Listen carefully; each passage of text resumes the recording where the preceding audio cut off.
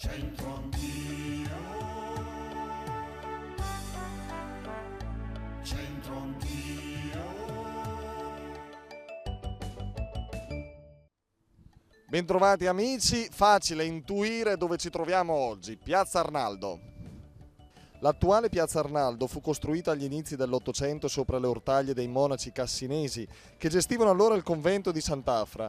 Quando in epoca giacobina prima e napoleonica poi i beni dei monasteri e dei conventi vennero requisiti dal comune, venne qui costruita la porta orientale della città con i dazi doganali per le merci in entrata e in uscita ed un nuovo mercato dei grani che fu trasferito qua dai portici di Via 10 Giornate.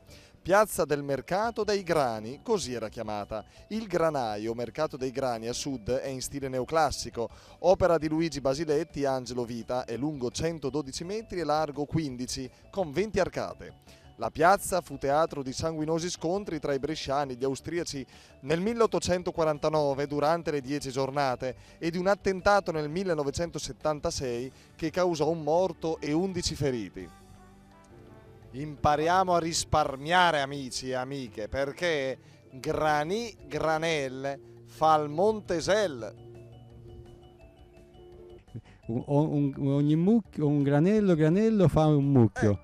Quindi in dialetto leccese si dice pietra alza il parete, la parete. Vabbè, ma pure in Italia si dice così, pietra alza la parete, no? Sì, e quindi non è la stessa cosa? E qual è la stessa cosa quindi? E quindi cosa? Che poco alla volta se si risparmia. Non ho capito. A Lecce, Sì. pietra su pietra, si fa la parete, qual è l'insegnamento di questa cosa? L'insegnamento è che le cose si fanno poco alla volta, No. in generale, ma tutte le cose, non soltanto il risparmio, voglio dire, qualsiasi cosa, qualsiasi obiettivo nella vita lo si realizza gradatamente. Granel fa el Montesel. Un grano alla volta fa el Montesel. Un grano alla volta fa il monticello, Quindi il mucchietto. che significato ha questo? Quindi l'insegnamento? E un po' alla volta cresci. Tu dove vuoi crescere? In che cosa? Lavoro, professione, studio? Studio. Bene. Che fai? Scienze umane. Benissimo, sta qua, tenetela in testa, tenetela ricordata che sei una bravissima. Che vorrai diventare? Psicologa. Psicologa. Non lo so, grani. Vabbè, ti perdoniamo, ci sono cose ben più importanti, no? Sì, esatto, dai. Bene. Oh, tieni a bada la bestia. Ah, hai incontrato un altro cane, ecco qual è il dramma. Esatto. Grazie. Mi chiamo Emanuele, Emanuel, benissimo Emanuel, di dove sei? io sono da un nigeriano. Da Nigeria. Manuel, ma che hai caldo qua a Brescia? È molto caldo, molto caldo. In Nigeria però, insomma. No, e questo caldo è diverso di quella di Nigeria. Nigeria siamo sotto di Quito. Non è, it's a little bit too, è troppo caldo, non ce n'è aria. Manuel, da quanto stai a Brescia? Un bel po'. Capisci un po' di dialetto? No, perché io non vivo qua, io non abito qua. E dove vivi? Io vivo un po' fuori di Brescia. Ogni tanto si passerà. Ma se io ti dico granel fa il Montesel, tu che mi dici? Hala!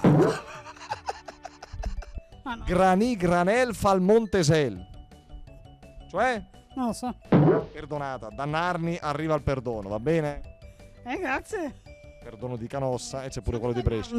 Umbria. Non male. Pensi di Terni. Non ce la faccio. Dai, il grani cos'è il Grano. grano? Dopo. Dopo l'altro. Fa il Montesel. Il monticello. Quindi che significa? Cosa insegna questo? Poco alla volta si può fare. Raggiungere un obiettivo. Tipo che granello su granello si fa il monticello. Quindi vai, facile, no? Anche a Travagliato secondo te funziona così? C'è un altro detto più famoso a Travagliato, vero che non ripetiamo? Dipende quale. È quello più famoso, no? Vorrei che tu lo dicessi per capire se è quello che sto pensando io. Detraiato solo ma del banco. Sì, descrive abbastanza bene Un'altra la tradizione di Travagliato. Un'altra Travagliato, grazie. Granel fa il Montesel, saper risparmiare perché a grano si fa il mucchietto. Uè, sobrietà e morigeratezza, non avarizia. Grazie amici per essere stati in nostra compagnia, a domani, ciao!